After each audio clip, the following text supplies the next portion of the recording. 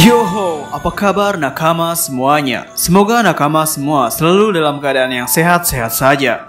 One Piece memang dikenal sebagai serial manga yang menyimpan banyak sekali misteri. Dan penulisnya yaitu Oda Sensei selalu memiliki berbagai cara untuk menyelipkan petunjuk-petunjuk atas misteri itu. Jadi para pembaca One Piece di sini tidak hanya diberi suguhan cerita yang menarik oleh Oda Sensei, namun juga para pembaca seperti diajak oleh Oda Sensei untuk menebak kelanjutan cerita atau misteri manganya dengan menggunakan petunjuk-petunjuk yang sering ditebarkan oleh Oda Sensei. Jadi kali ini kita akan membicarakan hal yang menarik, yaitu petunjuk Oda Sensei yang terselipkan pada judul chapter. Baiklah, tanpa basa-basi lagi, langsung saja, mari kita mulai. Ya, kali ini kita akan berbicara tentang petunjuk yang ada pada judul chapter serial manga One Piece. Judul chapter, mungkin hal ini adalah suatu hal yang sering kita lupakan atau sepelekan pada saat membaca manga One Piece. Namun untuk Oda Sensei, sepertinya hal ini sangatlah ia pikirkan. Judul chapter biasanya akan memuat semua isi dari chapter yang akan disuguhkan. Seperti contohnya adalah judul chapter 900, yaitu Bad End Musical. Isi chapter tersebut adalah ketika Luffy bersusah payah untuk pergi dari daerah kekuasaan Big Mom. Para bajak laut matahari yang membantunya pun terlihat kesusahan. Inilah yang Oda maksud dengan bad end. Lalu bagian musikalnya adalah seperti yang kita tahu, pada chapter itu Big Mom bernyanyi sambil melakukan aksi-aksinya tersebut. Ya, jadi Oda Sensei benar-benar memikirkan tentang judul apa yang akan ia beri pada chapter manganya. Jadi hal pertama yang ingin kami bicarakan adalah tentang aturan orang ke titik-titik. Dalam manga One Piece, ketika anggota kelompok topi jerami secara resmi menjadi anggota kelompok topi jerami, pasti pada judul manganya akan berjudul orang ke titik-titik. Yaitu yang pertama adalah judul manga chapter 6 yang berjudul kru pertama atau orang yang pertama. Chapter itu adalah chapter yang bercerita tentang Luffy yang bertemu dengan krunya yang pertama, yaitu Roronoa Zoro. Kemudian selanjutnya adalah judul chapter 68, yaitu yang berjudul orang keempat. Pada chapter itu, bercerita tentang Sanji yang akhirnya secara resmi menjadi kru topi jerami. Lalu pada chapter 94, chapter yang berjudul orang kedua, di mana pada chapter itu, secara resmi, akhirnya Nami menjadi anggota kelompok topi jerami. Kemudian chapter selanjutnya adalah chapter 439, chapter yang berjudul orang ketiga dan ketujuh. Di mana di sana adalah pada arc Enies Lobby yang bercerita bahwa akhirnya Usopp dan Franky secara resmi menjadi anggota kelompok topi jerami. Kemudian pada chapter 489, chapter yang berjudul orang ke-8, yaitu chapter yang bercerita tentang akhirnya Brook secara resmi menjadi anggota kelompok topi jerami. Ya, mungkin sampai di sini banyak nakama yang bertanya-tanya, kenapa Usopp dikatakan baru secara resmi menjadi anggota kelompok topi jerami pada chapter 439 yang berjudul orang ketiga dan ketujuh. Jawabannya adalah seperti yang kita tahu bahwa pada arc Enies Lobby, di sana Usopp dan Luffy sempat bertengkar. Hampir saja Usopp akan meninggalkan kelompok topi jerami. Namun ternyata di sana Usopp masih ingin membantu kelompok topi jerami sampai menyamar menjadi sosok Sogeking. Dan barulah setelah itu Usopp disebutkan dalam judul chapter sebagai orang ketiga atau kru ketiga. Ya, dari apa yang telah kami sebutkan itu, mereka semua adalah anggota kelompok topi jerami yang telah disebutkan pada judul chapter sebagai nakama keberapanya. Di sini yang ingin kami diskusikan adalah dari nakama yang tadi kami sebutkan, ada beberapa nakama yang belum mendapatkan judul orang ke titik-titik, yaitu Chopper, Robin, dan Jinbei. Kenapa begitu? Seperti yang kita tahu, dalam kelompok topi jerami, para anggota kelompok topi jerami memiliki perannya masing-masing. Seperti Zoro yang berperan sebagai seorang petarung, Nami yang berperan sebagai navigator, Usopp sebagai penembak jitu, Sanji sebagai seorang koki, Franky sebagai seorang tukang kapal, dan Brook sebagai seorang pemusik.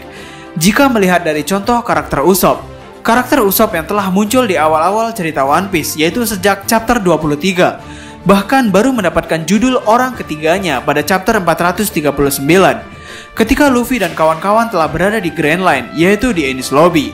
Di sini, mungkin pertimbangan Oda Sensei adalah pada arc ini, seperti yang kita tahu, bahwa Usopp telah membuktikan dirinya sebagai seorang penembak jitu dengan menembak bendera pemerintah dunia. yang mengantarkannya pula untuk mendapatkan bounty pertamanya sebesar 30 juta berry. Dengan kejadian itu, Usopp akhirnya mendapatkan judul orang ketiga pada chapter 439. Ya, yang ingin kami katakan adalah bahwa untuk 3 nakama Luffy saat ini, yaitu Chopper, Robin, dan Jinbe, yang masih belum mendapatkan judul orang ketitik-titiknya itu, mereka bertiga kemungkinan besar akan mendapatkan judul orang ketitik-titik itu pada saat mereka benar-benar menjalankan dan menyelesaikan tugas mereka sebagai salah satu kru topi jerami. Lagi pula, tidak mungkin Oda Sensei tidak menggunakan lagi rumus orang ketitik-titik ini pada sisa nakama Luffy itu. Jadi untuk karakter Chopper sebagai nakama kelima, ia mungkin akan mendapatkan chapter yang berjudul orang kelima atau nakama kelima pada saat ia benar-benar menunjukkan kemampuannya sebagai seorang dokter. Di sini, kemungkinan terbesar adalah entah di suatu titik di mana mungkin saja Luffy akan mengidap suatu penyakit yang sangat parah dan sangat sulit untuk disembuhkan. Dan pada saat itulah waktu yang tepat untuk Chopper membuktikan kualitas dirinya sebagai seorang dokter. Dan judul chapter yang bercerita tentang kisah Chopper itu akan berjudul orang kelima.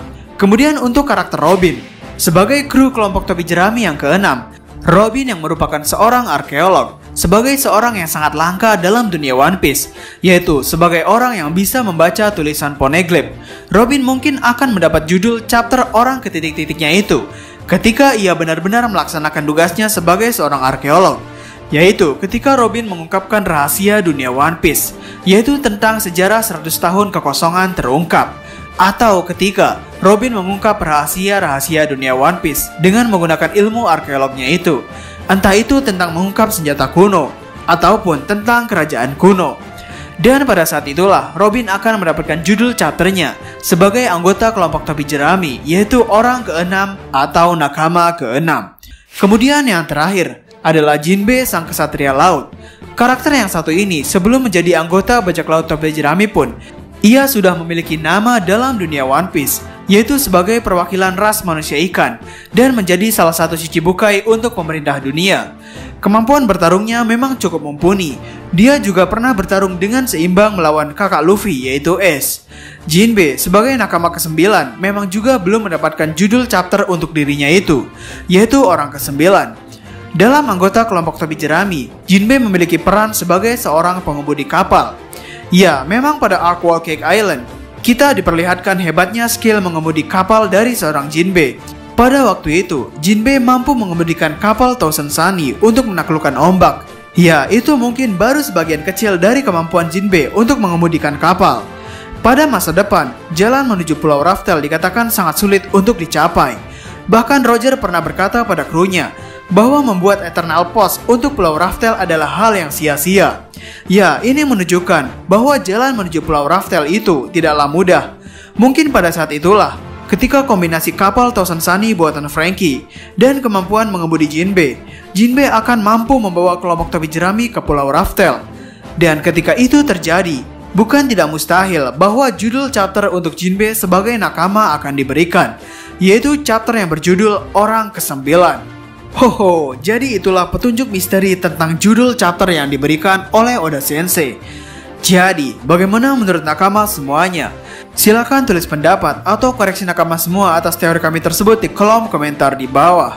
Dan kami saat ini sedang mengadakan promo goods One Piece, yaitu t-shirt.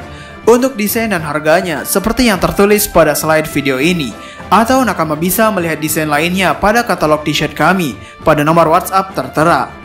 Untuk nakama yang berminat, silahkan kontak nomor WhatsApp tersebut. Dan karena ini bukan merupakan pre-order, untuk nakama yang memesan akan segera kami proses. Dan untuk yang ingin membeli case One Piece, sekarang nakama sudah tahu di mana tempatnya. Tidak lain dan tidak bukan adalah di Vegapunk Store. Nakama bisa mencarinya di Shopee. Dan karena orderan case setiap harinya semakin banyak, kami akan berusaha sebaik mungkin agar bisa cepat sampai ke depan pintu rumah nakama semuanya. Jadi, kami di Openime, dan terima kasih banyak.